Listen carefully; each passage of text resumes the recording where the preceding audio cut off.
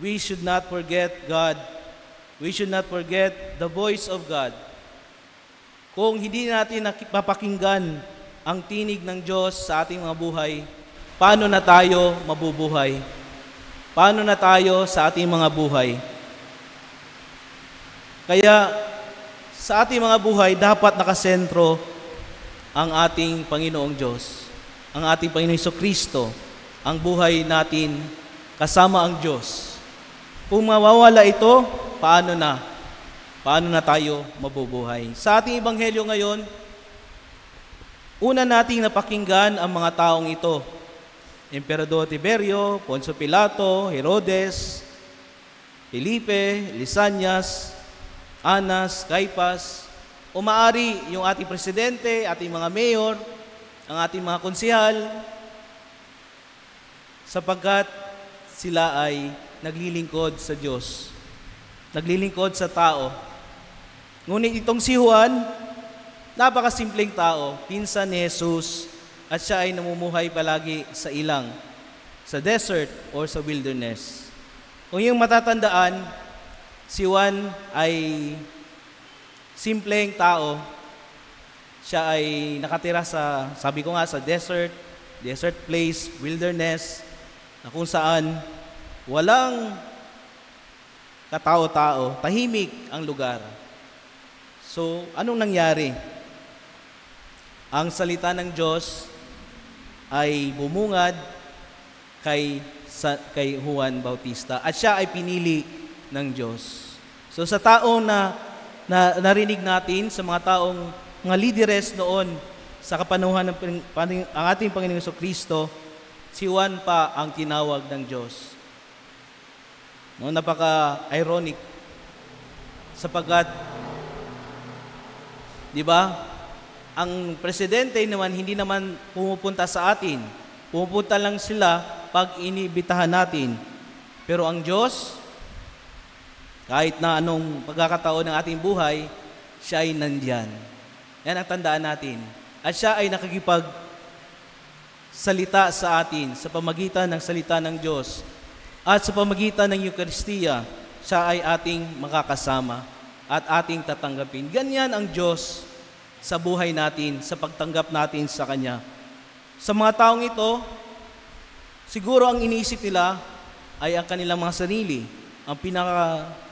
Ang sinisilbihan nila ay iilan lang. At maari, hindi sila nakikinig sa salita ng Diyos. Pero itong si Juan, siya ay nakinig sa ating Panginoon. At ang kanyang panawagan ay magbago, panibaguhin ang ating mga buhay.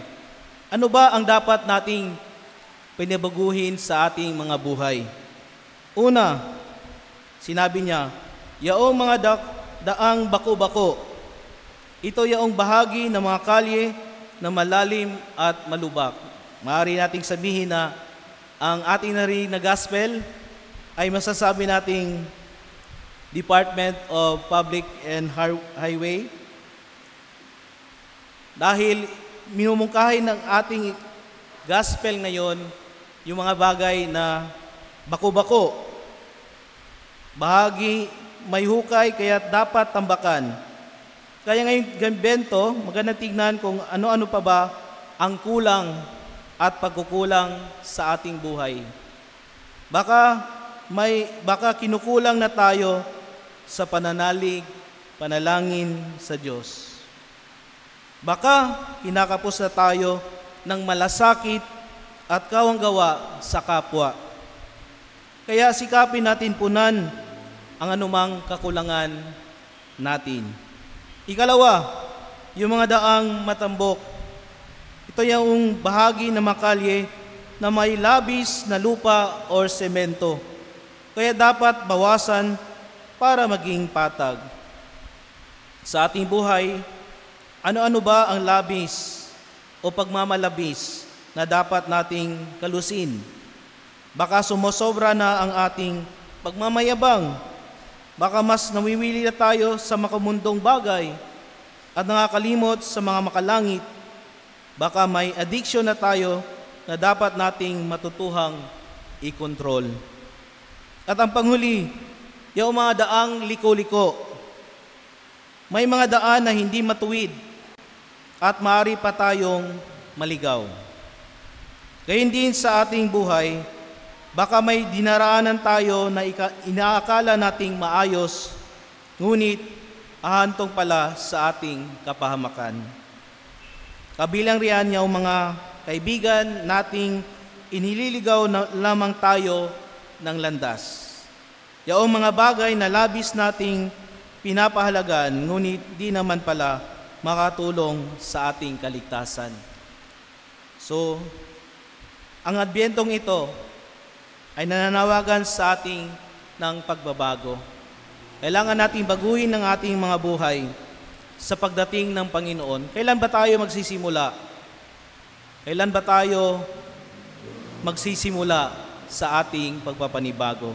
Ang boses ni Juan ay ang boses ng Diyos na nanawagan sa atin na magbago tayo, bumalik tayo sa Diyos, at landasin ang buhay kasama ang Diyos. Amen.